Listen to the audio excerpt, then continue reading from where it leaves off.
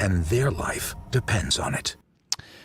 News time is 8 minutes after 8 o'clock on this Tuesday morning. Top of the morning from the newsroom of Regional Radio and DeWittDailyNews.com. I'm Seth Lawrence with this expanded 8 o'clock newscast. We stream to Facebook and YouTube.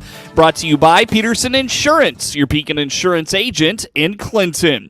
A Wapella firefighter is taking up a Christmas program that gets Christmas gifts into the hands of children in need during the holidays. Sean Horvey is learning the ins and outs of the program with Donna Gaydosh in Logan County and indicates she has been a great resource to help the program get up and going in DeWitt County. So I got involved. I reached out to Donna. The reason I reached out to Donna, so on the fire department, I do a lot of stuff with kids. Just seeing kids in our community that needed a little extra help and stuff like that.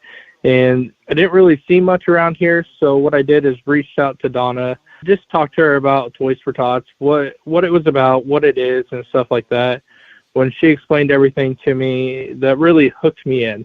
You know, just not just stopping at Christmas, but all year long that we can help out, stuff like that. Gaydosh is happy to see the program get going in DeWitt County and indicates it's had a lot of success in Logan County. Well, it's been really, Sean has made it so easy for us to transition from taking it over from me over into him. He's doing a great job. He's getting the word out to everybody. He's getting the boxes out.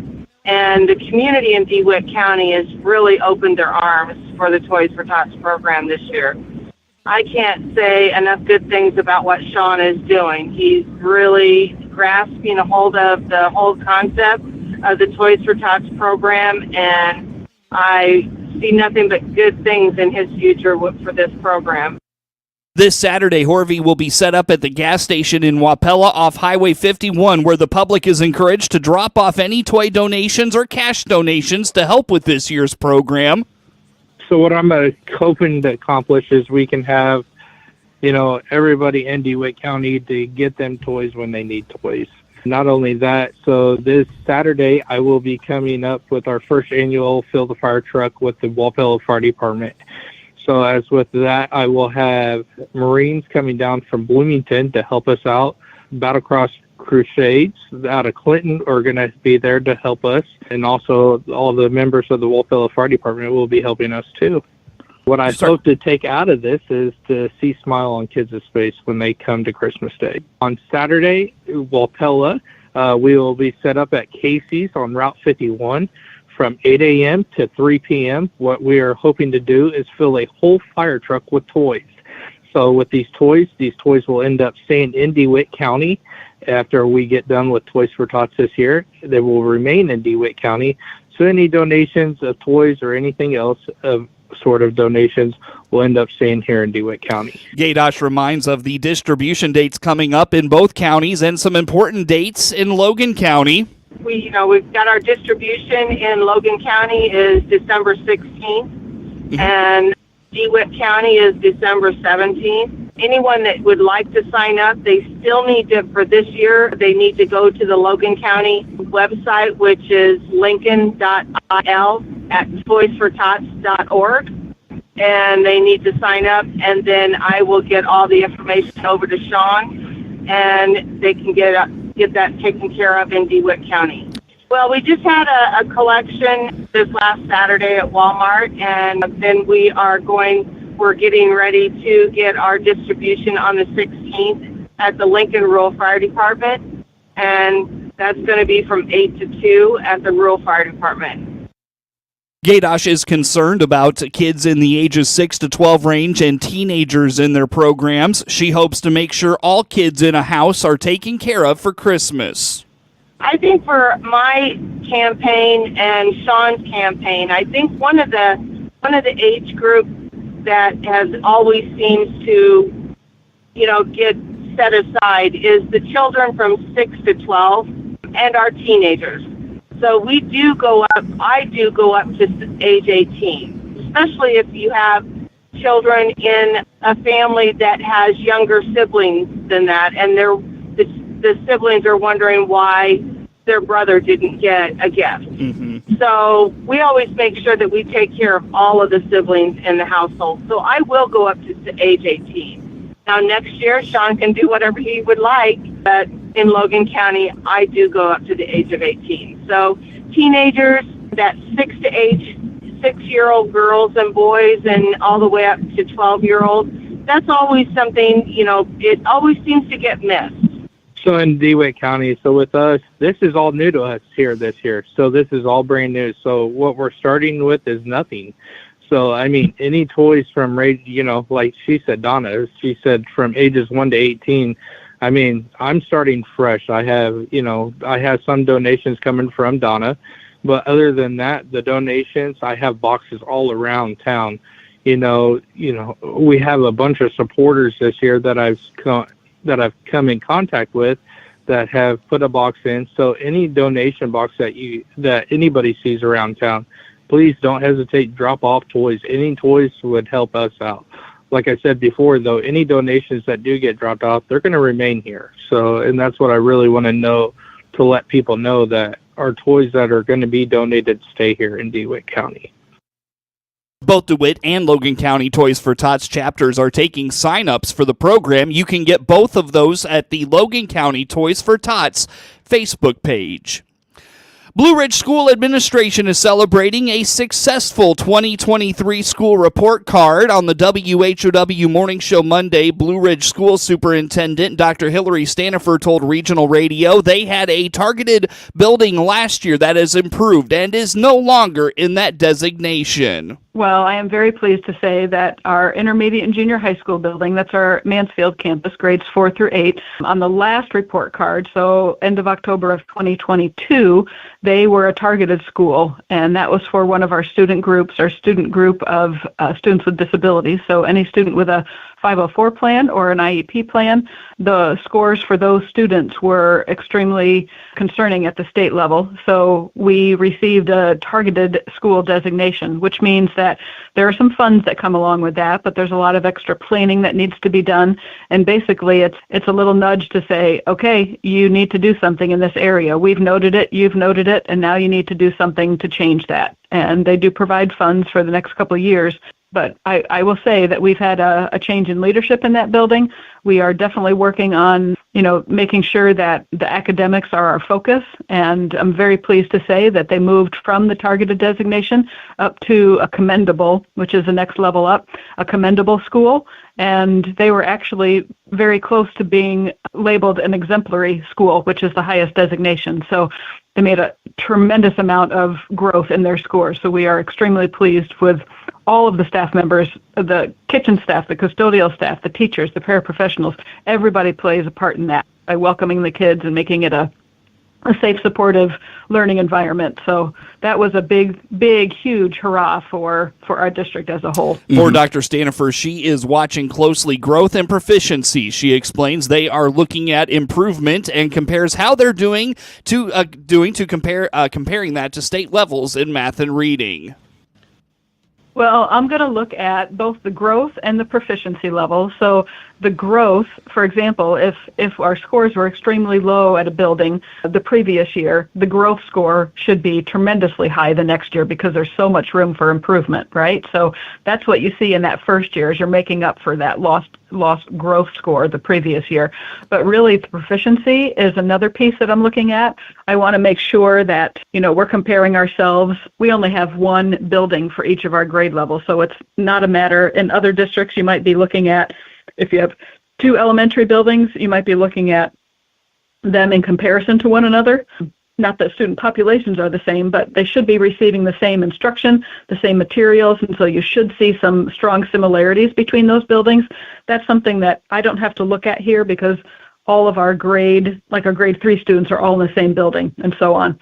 So I look at proficiency scores. Where are we compared to state level? I want to be always at or above a state level in math and reading. And then I'm also I look at between our buildings. So we have a strength in the area of math in our K through 3 building that's been very consistent. When we go to our intermediate building, we see a little bit of drop in that proficiency score in math. So then that means that I need to focus on the instructional habits, perhaps looking at the curriculum at the next grade levels to see where are we able to make improvements for the next year. So that's a big focus for me. According to Dr. Stanifer, chronic absenteeism is impacting her district and its report card. She says they have a 22% chronic absenteeism rate and believes a lot of the issues are stemming from COVID decisions. Yeah, so as a district, we're at 22%. I'm looking at our score right now. We're definitely below state average. That's an area where you want to be below state average. When I look at, I could look at and go to all the different buildings for that, but I have the district pulled up in front of me. We made growth in that area by dropping that number across all of our buildings. I think a lot of that has to do with, being healthier. The COVID's still something that's out there, and we still see absences because of that. But now pretty much it's stay home for the first 5 days, and then you can come back after that, whereas it used to be 10. So we're getting kids back in a little bit quicker. But when that score includes both excused and unexcused absences, that does make it tough. We don't want kids to be out, but the state has now said that they can have 5 mental health days. So it's kind of an oxymoron when we're getting a negative mark when kids are out, but they're telling us, hey, you want them to be out for COVID and you want them to be able to be out for mental health. So it feels a little bit divisive, I guess you would say, when you're being graded so heavily on that, but overall, we know that kids learn best when they're in the classroom. So I know that's an important score. So yeah, once you break that habit, I go back to, I actually used to run. And as a runner, if I would be pushing myself pretty hard to get to a certain distance that I could run before a race, afterwards, if I would take a week off, it was almost like I had never run before in my life. You feel like you're starting all over again, and you have that pushback from getting that habit back.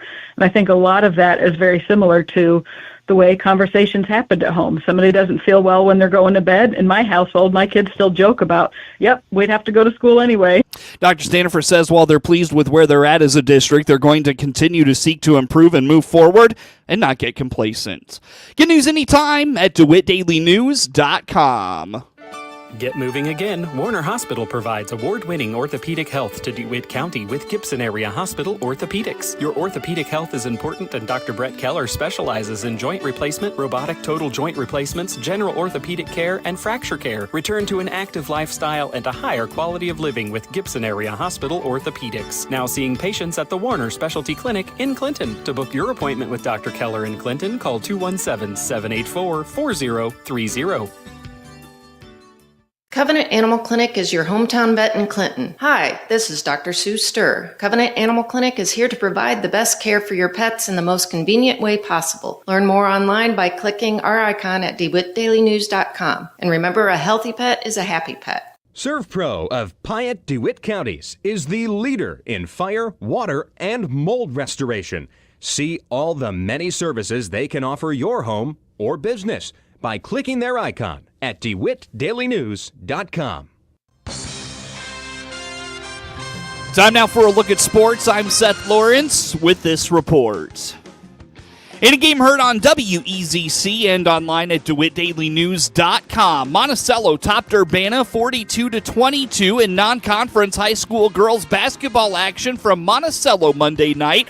Megan Allen led all scorers with 12 points, scoring 8 in the first half and helping stake the Lady Sages to an 18-11 halftime advantage. Monticello shut out Urbana in the first quarter, however, did not get off to a fast start, leading just 6-0 at the end of the first frame. The Lady Sages blew the game open with a 13-2 third period and led 31-13 going to the final quarter. Maya High scored 7 of her 11 points in the fourth quarter for Monticello. Isaiah Davis led the Lady Tigers with 8 points, and Zion Reed added 7, highlighted by a half-court buzzer beater to end the first half. Allen was the serve pro of Piatt DeWitt County's player of the game.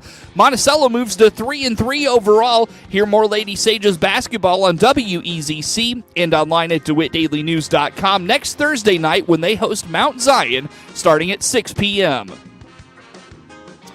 A slow third quarter doomed Blue Ridge, who fell to Lowpoint-Washburn 65-51 Monday night in non-conference boys basketball action from Farmer City. The Knights came out swinging and led 23-19 after the first frame, but fell behind 31-29 going to the intermission.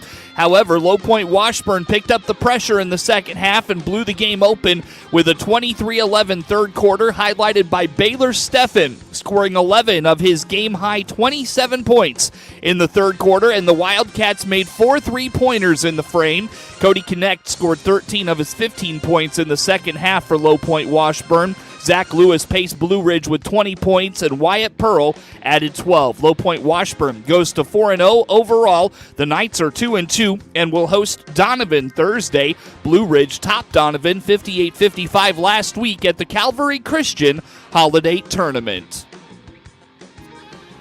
Caro Santos made a 30-yard field goal with 10 seconds left, his fourth of the night, and a miss on the opening drive as the Bears had 4 interceptions of Joshua Dobbs in a defense-dominated 12-10 victory over the Minnesota Vikings on Monday Night Football. Justin Fields lost 2 fumbles in the fourth quarter before a 3rd and 10 completion to DJ Moore for 36 yards, putting the ball at the 13 with 55 seconds left, setting up the winning kick. The 4-8 Bears stopped a 12-game NFC North losing streak, including 6 in a row against the Vikings. Moore had 11 catches for 114 yards. The Vikings, who cautiously chose to hold star wide receiver Justin Jefferson out for another game with a hamstring injury, were helpless as ever on offense, with only a field goal by Greg Joseph at the end of the first half to show for a 54-plus minutes. Dobbs threw the go-ahead score to T.J. Hawkinson with 5:54 left, but the Vikings stalled out again after that at the worst possible time. After Fields rumbled for a first down, Josh Metellus jarred the ball loose that Anthony Barr recovered at the Chicago 43. The Vikings ran for no gain and 1 yard before a screen pass for a loss of a yard. Then Ryan Wright sailed his punt out of bounds, netting just 26 yards, and the Bears had the ball at their 22 instead of being pinned deep. Only 59 seconds came off the clock. The Bears, who blew a 12-point lead with about 3 minutes left last week in their loss at Detroit, forced 4 turnovers for the second straight game. Jalen Johnson, Jaquan Brisker, TJ Edwards, and Kyler Gordon had interceptions, and 3 were off deflections. Gordon's diving grab with 12:32 to go and a 9-3 lead gave the Bears the ball at the Minnesota 38, but 5 plays later, Danielle Hunter, whose takedown of Fields on Chicago 15th dislocated the quarterback's thumb and sidelined him for the next 5 games, dislodged the ball during a sack that Sheldon Day recovered at the Minnesota 23. The Vikings went the other way in 8 plays for their only second drive of more than 30 yards all night, and the Bears were in danger of another late collapse, but they became just the 3rd team in the NFL in the last 20 years to win without a touchdown, multiple turnovers, and 50-plus penalty yards, according to Sport Radar. After the Week 13 bye, the Bears will host the Lions on December the 10th. The St. Louis Cardinals made their biggest splash yet in an attempt to revamp a lackluster rotation, agreeing to AL Cy Young runner-up Sonny Gray on a $75 million 3-year contract Monday to anchor their staff heading into next season. Gray's deal includes a $30 million team option for 2027 with a $5 million buyout, which could make the agreement worth $100 million over 4 years. John Mazalik, president of baseball operations, already had signed free agent right-handers Kyle Gibson and Lance Lynn to 1-year deals, but said the Cardinals were not at the finish line a week later. They have one of the best pitchers on the market at the front of their rotation. The 34-year-old Gray went 8-8 with a 2.79 ERA for Minnesota last season. He'd turned down a qualifying offer from the Twins, who get an additional pick in next year's amateur draft as compensation for losing him. Currently, that's pick number 33. St. Louis will lose its second highest selection. It could be a small price to pay for a big boost to their rotation. The Cardinals went 71-91 last season for their worst record since 1995, and the biggest culprit was pitching. The rotation had a 5.08 ERA, fifth worst in the big leagues, and when the bullpen was added to the mix, their 4.79 ERA ranked 24th. The Cardinals only had right-handers Miles Michaelis and left-hander Steven Matz under contract for 2024, so it made sense for them to move quickly to sign Lynn and Gibson and absorb innings at the back end of the rotation. The 36-year-old Lynn, a two-time All-Star and part of the Cardinals' 2011 World Series title team, went 13-11 with the White Sox and Dodgers last season. Gibson, also 36, went 15-9 with a 4.73 ERA for the AL East champion Baltimore Orioles last season. Gray is expected to be at the top of the rotation for St. Louis this coming season. Get sports anytime from your computer or mobile device at DeWittDailyNews.com.